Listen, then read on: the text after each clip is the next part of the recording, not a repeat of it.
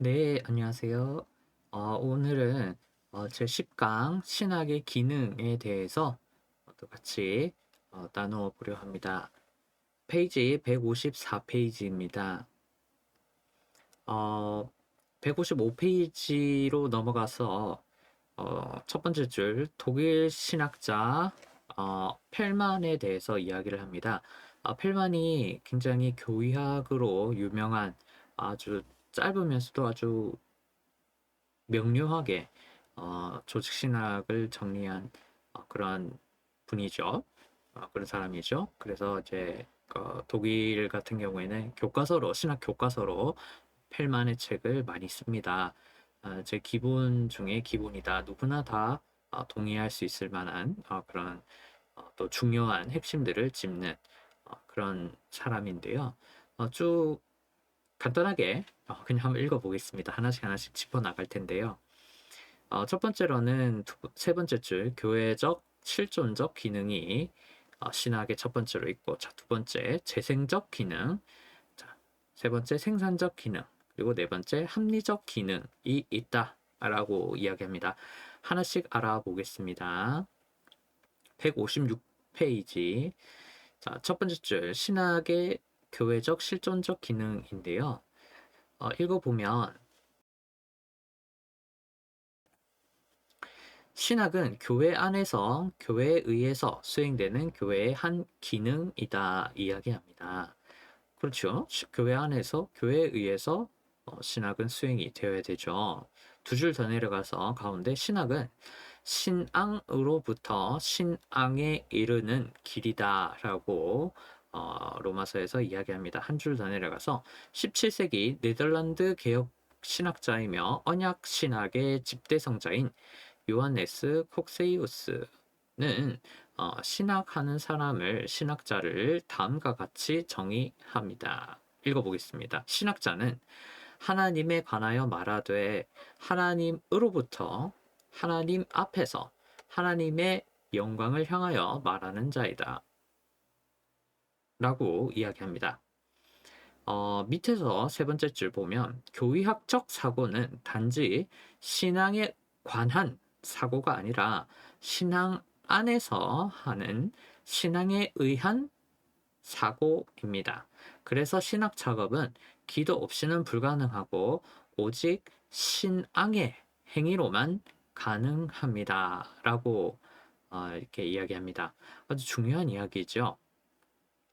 신학이 교회 안에서 이루어져야 되고, 이 교회는 그냥 막연한 그냥 개념으로서의 그 교회가 아니라 신앙을 전제로 한 생활 속에서 드러나야 되는 그런 기능을 한다. 신학이 그런 기능을 갖고 있다 이야기합니다. 157페이지에 위에서 두 번째 문단이죠. 두 번째 문단의 딱 가운데쯤이죠. 157페이지에. 그러므로 하나님을 향해 2인칭으로 말하지 못하는 자는 신학자가 될 수 없습니다. 이 점에 관해서 틸리케는 다음과 같이 예리하게 통찰합니다. 이렇게 나옵니다. 읽어볼게요. 이제 신학을 공부하고 교의학을 공부하는 사람은 자신이 점차 2인칭이 아닌 3인칭 속에서 신학적으로 사고 있지는 않은지 곰곰이 살펴보기 바랍니다. 한 줄 더 내려가서 읽어보겠습니다. 여기서 하나님을 향해 2인칭으로 말한다는 것은 그를 향해 경배한다는 뜻이요, 기도한다는 뜻입니다. 신학의 대상이신 하나님을 향해 단지 무미건조하게 아무 생각 없이 말한다는 뜻이 아니고요. 라고 이야기합니다. 부연 설명을 하면 2인칭이 뭡니까? 장창환이 지금 나죠. 제가 말하고 있죠. 그리고 지금 이 영상을 보시는 분들이 당신이지요. 예, 당신과 제가 이야기하고 있습니다. 얼굴과 얼굴을 맞대고 어떤 인격적인 소통이 있는 거죠. 제3자는 뭡니까? 너와 나의 1인칭, 2인칭에서 벗어난 또 다른 대화에서 벗어나 있는 관계가 없는 거죠.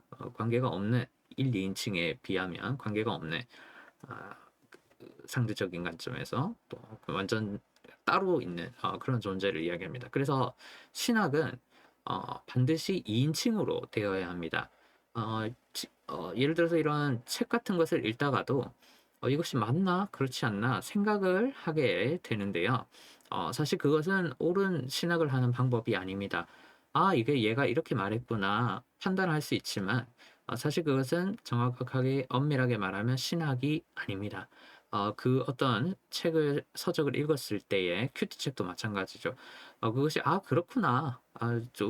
제 남의 이야기구나. 이게 아니고 하나님과 나와의 관계에서 맺어지는 바로 나에게 적용이 되는 삶에 이것이 중요한 신학의 기능이다라는 것이죠. 신앙과 나의 신앙과 절대로 동떨어질 수가 없습니다. 158페이지에 가운데 문단에 그 첫 번째 문단의 끝에서 세 번째 줄 보면 중간에 신학도 하나님에 관해 말하고 하나님을 향해 말하는 것이지만 하나님에 관해 하나님을 향해 무미건조하고 성의 없이 말하는 것은 신학이 아닙니다. 이렇게 정의를 내립니다. 그렇죠? 그냥 다른 이야기를 그냥 듣고 흘려버리는 그런 개념이 되어서는 안 되겠죠. 리스닝이 아니라 히어링이 되어야 되겠죠. 나와 관계가 잘 이루어질 수 있도록.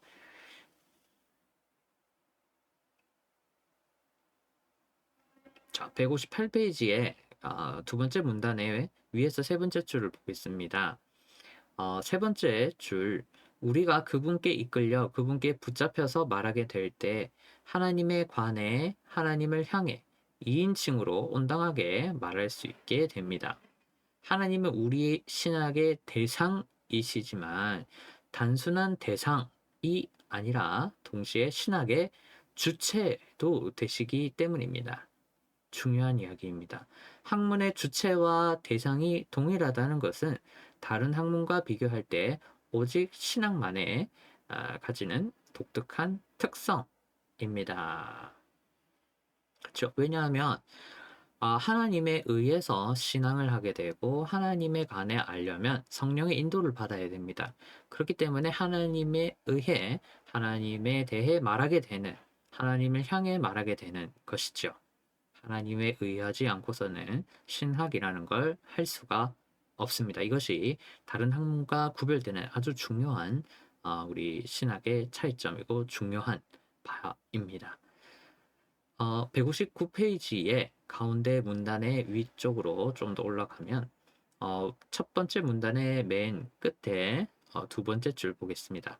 찬양하지 않는 자, 기도하지 않는 자, 경배 또는 예배하지 않는 자의 신학은 신학이 아니라 종교학입니다. 이렇게 이야기를 합니다. 그러니까 하나님이 나와 직접적인 관계를 맺는 상태에서 신학을 다루는 게 아니라면 그냥 책 읽고 어떤 지식을 쌓아가는 용도라면 그것은 신학이 아니라 종교학에 해당할 뿐이다. 타 종교에 대해서 우리가 배우고 이렇게 하고 할 때가 있죠. 그것과 마찬가지로 아주 본질에서 벗어난 신학의 기능이 아닌 신학의 기능을 갖추지 못한 상태로 그냥 우리가 어떤 행위를 하고 있다. 종교학을 하고 있다. 이렇게 표현할 수 있겠죠. 가운데 문단의 두 번째 줄을 보면 중간에 신학은 하나님에 관한 가치 중립적 지식이 아니라 하나님과 실존적으로 관계하는 지식이자 신앙적 지식입니다. 따라서 신학은 교회적 지식이고 신학의 좌소, 위치 이것은 신학교가 아니라 교회입니다. 한 줄 더 내려가서 그러므로 신자만이 예배하는 자만이 하나님을 향해 실존적으로 찬양하고 기도하는 자만이 올바른 신학을 할 수 있습니다. 중요한 이야기를 했습니다. 하나님을 예배하거나 하나님을 직접 찬양하거나 또 대화이지요. 그 기도를 하지 않으면 그것은 신학이 아닙니다. 그것은 그냥 책을 읽고 있는 종교학자로서 우리가 지식을 쌓아가고 있을 뿐이다. 라고 이야기합니다. 교회 안에서 저 멀리 우리가 남 이야기하는 그런 어떤 신학자들, 신학교라고 하면 되게 먼 것처럼 느껴지고 어렵게 느껴지고 나랑 상관없이 느껴지는 것 같지만 사실은 그것이 그렇지 않다. 라는 점을 분명히 합니다. 우리 모두가 신학자가 되어야 마땅한 것이지요. 159페이지, 자, 두 번째 기능입니다. 신학의 보존적, 재생적 기능인데요. 첫 번째 줄을 보면 신학은 성경과 교부들과 교회사의 전통을 잘 보존하고 정리하여 재생하는 기능이 있어야 합니다. 재생, 리제너레이션을 이야기합니다. 특히 신학이 반드시 보존하고 또 정리하고 재생해야 하는 것은 성경이 증언하는 삼위 하나님의 구원 사건입니다. 구속사에 대해서 반드시 신학은 그 키워드를 놓지 않고 전개되어야 한다는 것이죠. 160페이지 첫 번째 줄을 보면 하나님께서 그리스도를 통해 성령의 능력 안에서 우리에게 구원을 베풀어 주셨다는 이 메시지는 신학이 반드시 보존, 정리, 재생해야 하는 그리스도교 신학의 핵심입니다. 이 문단의 끝에서 세 번째 줄을 보면 즉 예수 그리스도의 사역과 십자가 고난과 죽음과 부활을 보존하고 재생하는 것이 신학이며 그것을 보존하고 재생하는 일에 관심이 없는 것은 신학이라고 할 수 없다. 이렇게 이야기합니다. 당연한 이야기죠. 관련돼서 이 두 번째 기능은 세 번째 기능과 밀접하게 관련됩니다. 계속해서 이어서 보겠습니다. 하나 더 짚고 가겠습니다. 160페이지. 신학이 보존적, 재생적 기능을 수행하지 않고 오직 현실 적합성만 추구할 때, 즉, 세 번째 기능인 생산적 기능에만 매달릴 때 신학은 이데올로기로 변질될 수 있습니다. 이렇게 이야기합니다.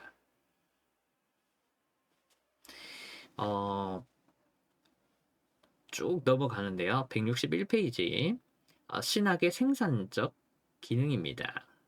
첫 번째 줄에 신학은 단지 재생적 기능에만 집착해서는 안 되고 생산적 기능과 더불어 현실 적합성을 추구해야 합니다.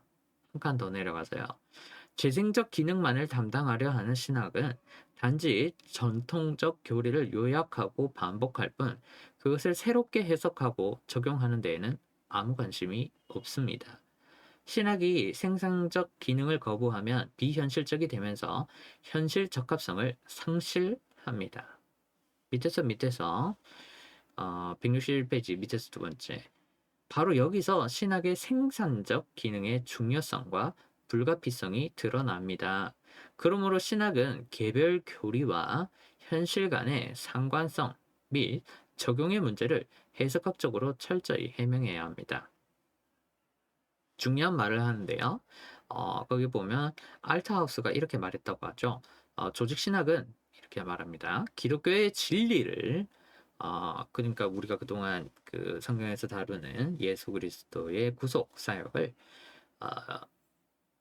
오늘날 우리와 연관된 타당성 속에서 철저하게 해명해야 된다라고 알트하우스가 이야기했습니다.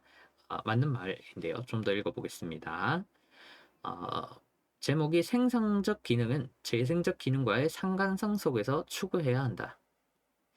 162페이지에 밑에서 네 번째 줄 보면 신학이 재생적 기능 없이 생산적 기능만 강조하다 보면 특정 집단의 이데올로기로 전락합니다. 반면 생산적 기능 없이 재생적 기능만 강조하다 보면 현실과 아무런 관계없는 교조적 근본주의로 전락할 수 있습니다. 중요한 이야기를 했습니다. 재생적인 기능이 없이 생산적인 기능만 강조하다 보면 그 해당하는 그 교회의 어떤 그룹이라고 하겠습니다.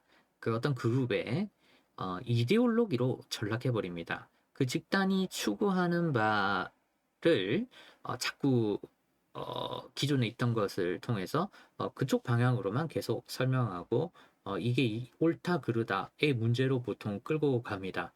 그렇기 때문에 이데올로기로 전락할 수가 있죠. 반면에 재생적 기능만 자꾸 강조를 하면 교조적 근본주의로 바뀌게 되죠. 그냥 현실과 아무런 상관없이 그냥 옛날에 이랬다. 그래서 이렇다. 그냥 이렇게 단순한 어떤 글자를 자꾸 외우고 그냥 끼워 맞추는 현실은 자꾸 바뀝니다. 사회는 정말 자주 바뀌죠. 지금도 계속 같은 것은 아무것도 없습니다. 사람이 바뀌고 환경이 바뀝니다. 그렇기 때문에 우리가 계속 그 재생적인 기능만 자꾸 반복을 하다 보면 이제 발전을 하지 못하고 사회와 점점 동떨어지게 되는 거죠. 나의 삶과도 이 신학이 자꾸 동떨어집니다.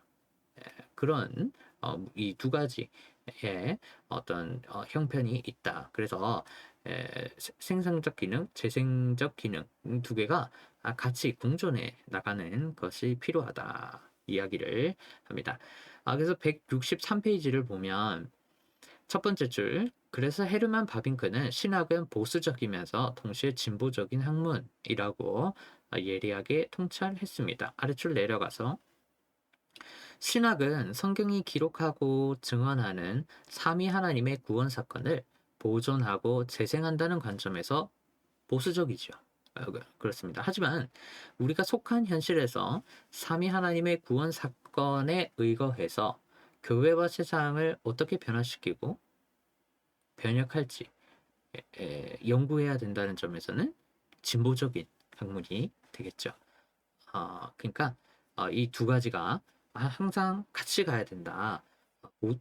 다른 말로 표현했죠. 이 신학의 기능을 현실에서 그런 표현을 씁니다.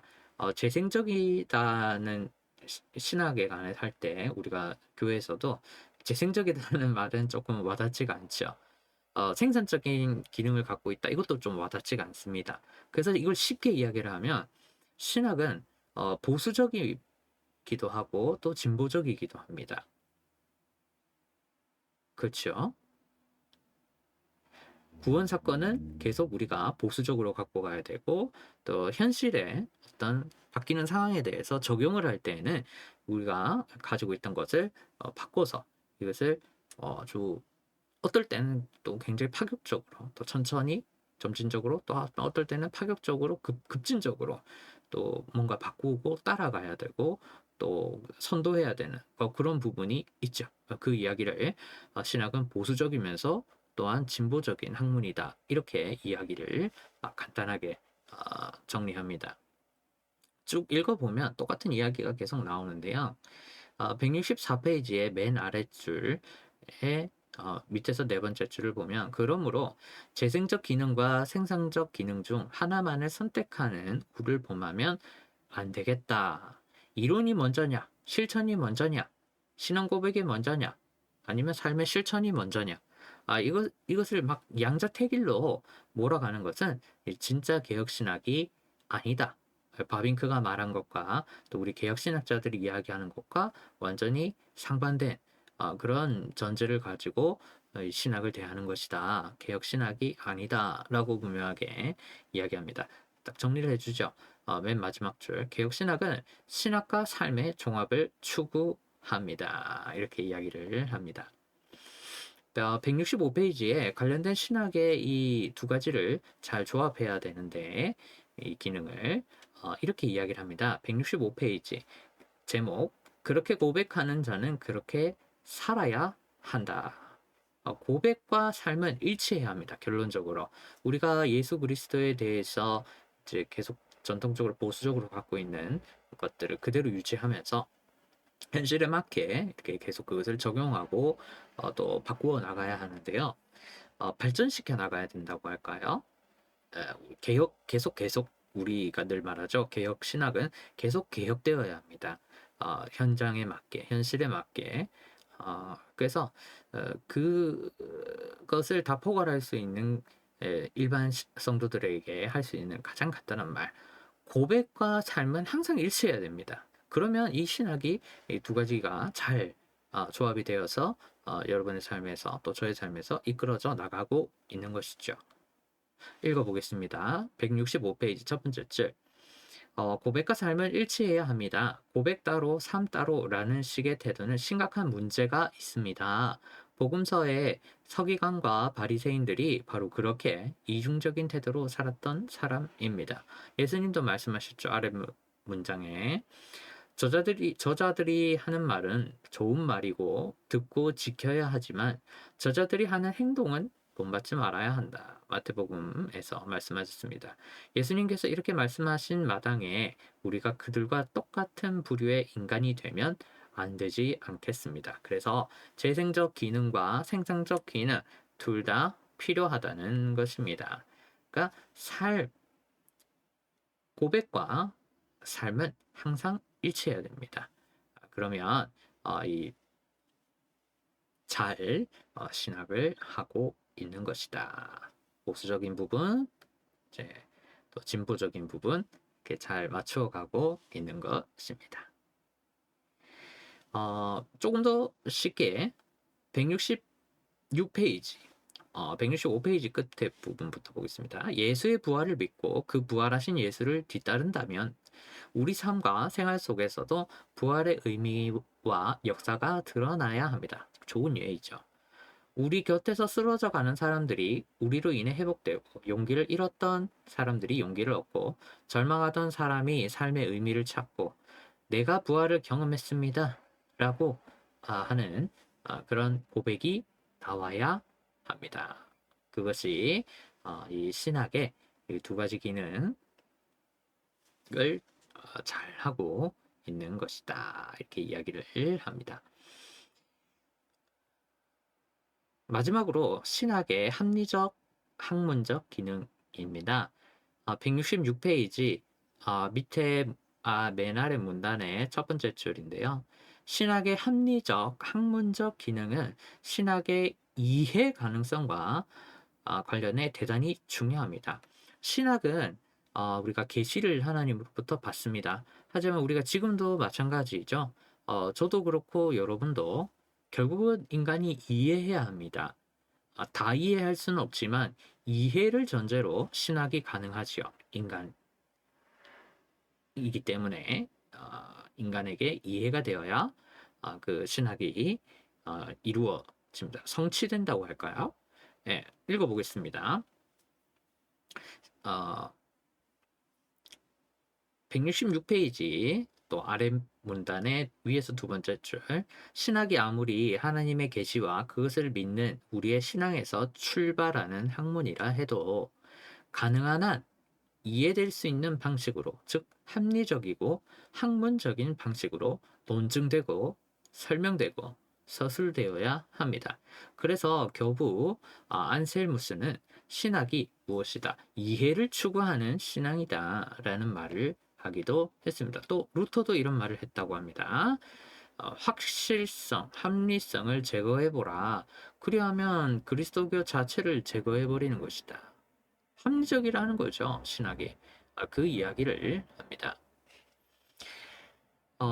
아래 문단에 보면 그러므로 교의학으로서의 신학은 합리적이고 학문적이어야 하며 체계적이고 구성적이어야 합니다. 관련해서 167페이지 신학의 학문성에 대해서 이야기할 때 신앙과 어떤 관계를 갖느냐, 신학과 제목, 신학과 신앙은 구분할 수는 있지만 분리할 수는 없다. 이렇게 이야기합니다. 첫 번째 줄 맨 뒤쪽을 보겠습니다. 문단의 뒤쪽, 첫 번째 줄 뒤쪽. 한국교회의 가장 큰 문제 중 하나는 신학과 신앙을 분리하는 데 있습니다. 이제 교수님 세대죠. 제가 신학을 공부할 때부터 신학은 신학교에서 배우고 교회에 와서는 어떻게 한다. 신학을 다 버리고 신앙만으로 목회를 해야 한다라는 이분법적 사고가 굉장히 많았다라고 이야기합니다. 그래서 선배 목사님들도 우리 교수님께 이렇게 이야기를 했다고 합니다. 신학은 아주 진보적으로 하고 신앙은 아주 보수적으로 해라. 무슨 말이죠? 예, 목회 현장에 가면 신학교 때 배운 신학은 그냥 잊어버리고 보수적인 신앙에 따라서 목회를 해야 한다라는 것이죠. 이런 이야기를 왜 하게 되었느냐? 뭐 여러 가지 현실적인 그런 바가 있겠지만 고려할 바가 신학과 신앙을 이게 따로 떼어 놓아야 한다는 그 논리가 있기 때문입니다. 신학은 그냥 거기서 배우고 지금 이렇게 맞게 사람들에게 맞게 교회에서 이제 성도들을 대할 때는 이제 이렇게 해야 된다. 현장에 맞게. 한편으로 참 동의가 되면서도 참 안타깝다는 생각이 많이 드는 그런 말이지요. 사실 지금도 상당히 좀 그런 면이 있습니다. 신학교에서 우리가 신학을 그래요. 뭐 소위 많이 배우죠.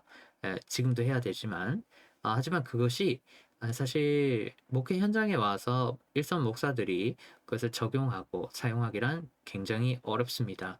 굉장한 그 준비가 필요하고 또 준비 못지않게 어, 사실 이렇게 실천을 하기가 배운 또 계속 공부하는 대로 실천하기가 굉장히 어려운 그런 형편입니다. 당장 해야 할 것이 많고 또 당장 이것을 막 적용했을 때 어떤 또 목회적으로 타격이 있을 수 있습니다.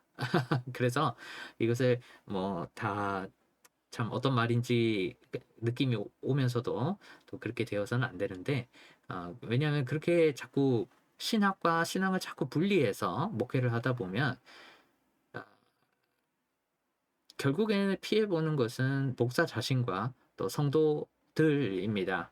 왜냐?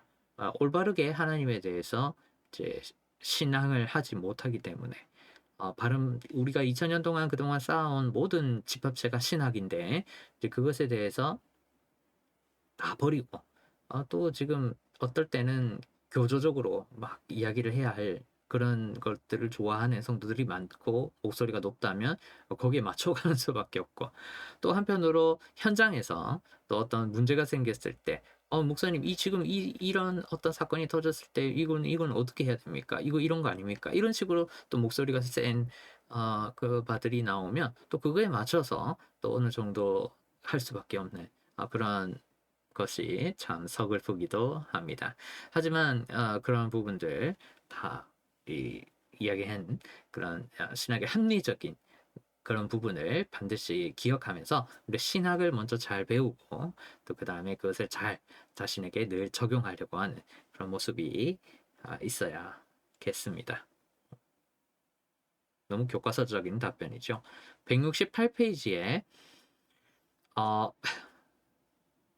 제목 위에 문단 윗문단의 아래에서 세 번째 줄 우리가 믿는 바 신앙을 논리적 합리적으로 진술하면 이제 그것이 신학이 되고 반대로 논리적 학문적으로 진술한 그 신학적 내용을 입술로 뜨겁게 고백하면 또 삶으로 그것을 고백하면 드러내면 신앙이 됩니다. 그래서 이 두 가지는 절대 떨어질 수가 없는 것이다.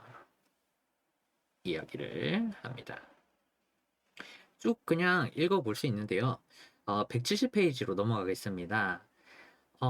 제목이 대학교에 신학부가 없는 프랑스 그러나 예외가 있었으니라는 이야기를 합니다. 프랑스 이야기를 하는데요. 첫 번째 줄 계몽주의와 프랑스 대혁명 이후로 프랑스에는 일반 대학교 안에 신학부가 존재하지 않습니다. 일반 대학교 안에 신학부가 있는 경우는 알자스 지역의 스트라스부르크 대학교가 유일합니다. 그 밑에 줄 두 번 내려가서 스트라스부르크가 속한 알자스 지역 자체가 프랑스와 독일의 접경지대에 있어 아주 독특한 정체성을 가집니다. 좀 더 내려가서 알자스 지역 제가 쭉 그냥 읽어보겠습니다. 알자스 지역은 역사적으로 프랑스와 독일이 번갈아 가면서 지배했던 곳입니다. 좀 더 내려가서 결국 현재 프랑스 땅이지만 독일 색채가 매우 강한 곳입니다. 오늘날까지도 알자스 지역에서는 프랑스어와 독일어가 공용어로 사용되고 있습니다. 171페이지로 넘어갑니다. 위에서 세 번째.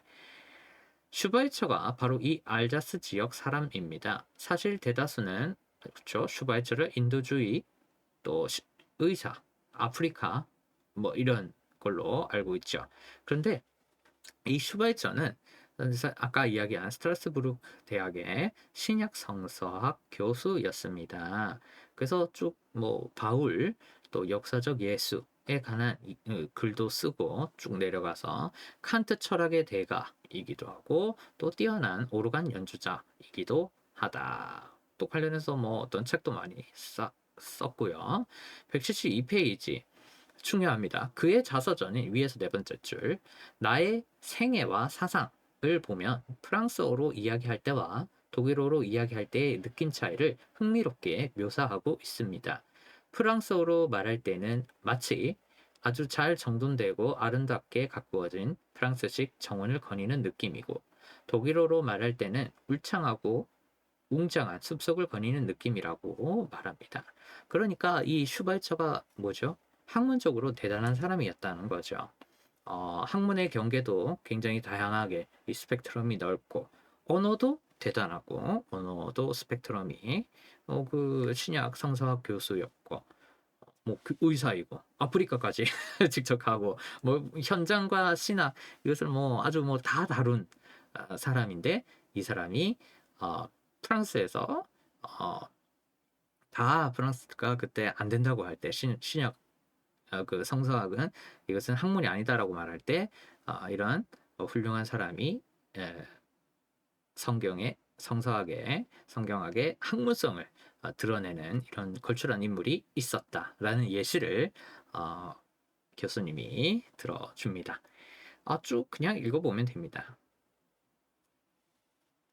그래서 프랑스 내에 또 일반 대학교에 설치된 유일한 신학부이다. 그리고 그 수준이 아주 대단하다라는 이야기를 합니다.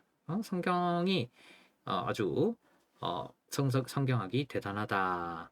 자, 174페이지를 보겠습니다.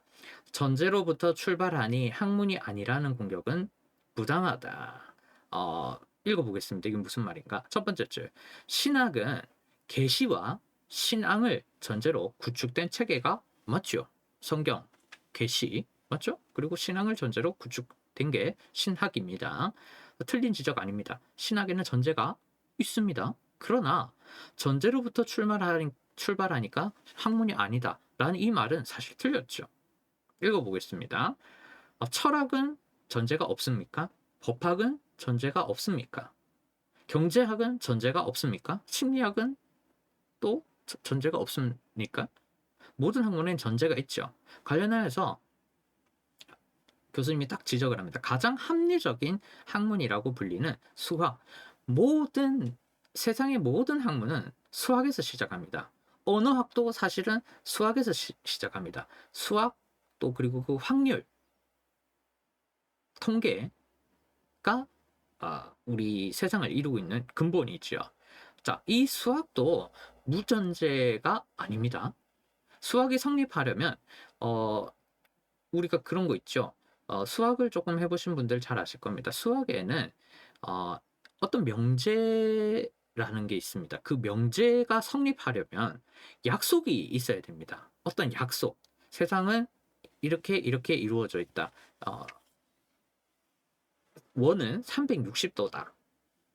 그리고 미분적분을 할 때에도 우리가 무한히 이것을 잘 나가다 보면 언젠가는 그것에 도달할 것이다. 이렇게 어떤 그 반드시 전제를 갖고 이야기하는 것이 수학입니다.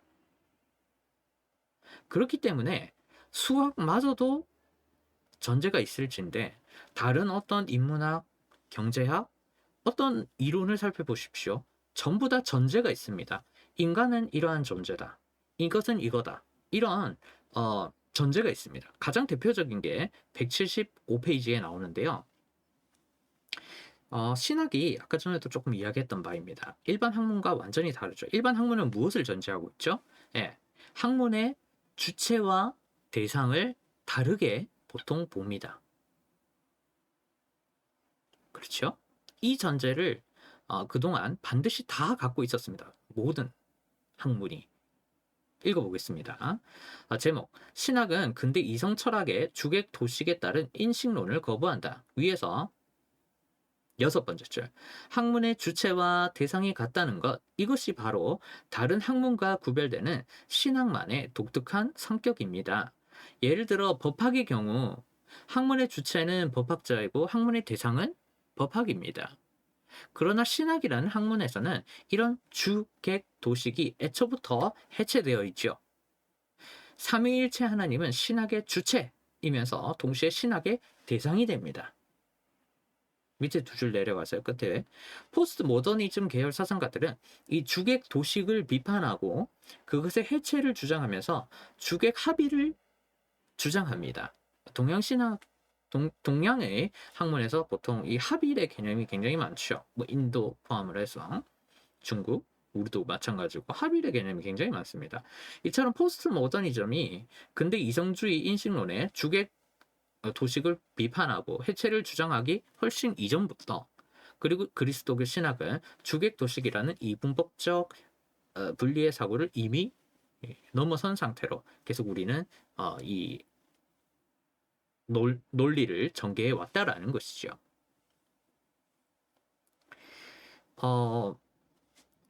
쭉 그냥 한번 계속 읽어보시면 될 것 같습니다. 177페이지 이것만 한번 읽어보겠습니다.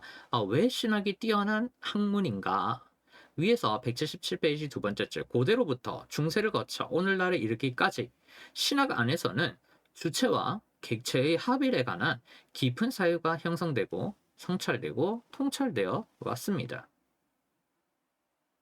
그런데 철학이 이것을 주장하기까지 2000년 이상이 걸렸습니다. 플라톤부터 쭉 그냥 뭐 쭉 왔다 치면 철학은 2000년이 지난 지금에 와서야 주객 도식을 비판하면서 주객 도식에 너무 얽매이지 말고 그것으로부터 해방되어서 다시 철학을 해보자 라고 말하는 것입니다. 그러니 이 얼마나 어떻게 보면 수준 차이가 애초부터 났던 그런 학문성에 관해서는 우리가 참 대단한 학문을 하고 있는 것이다. 신학이라는 것은. 왜? 하나님께서 나를 붙잡으셔야만 하나님에 대해 말을 하고 알 수가 있기 때문에 하나님이 스스로 하나님에 대해서 알려주는 이런 주객이 하나가 된 아주 특별한 그리고 중요한 위대한 전제를 명제를 또 다 갖고 있다라고 할 수 있습니다. 그래서 정리입니다. 179페이지를 보면 이 도표가 잘 나옵니다. 독일 신학자 또 펠만은 이것을 다음과 같은 도식으로 정리했습니다. 가운데 잘 정리되어 있습니다. 이 마지막 부분 읽고 마무리하려고 합니다. 네 가지를 모두 염두에 두고 교의학을 구성해야 제대로 된 교의학을 구성할 수 있다. 이렇게 쭉 도표를 보면서 이해를 하시면 또 읽어보시면 도움이 될 것 같습니다. 네, 오늘은 이렇게 신학의 기능에 대해서 알아봤습니다. 또 다음 시간에 뵙도록 하겠습니다. 감사합니다.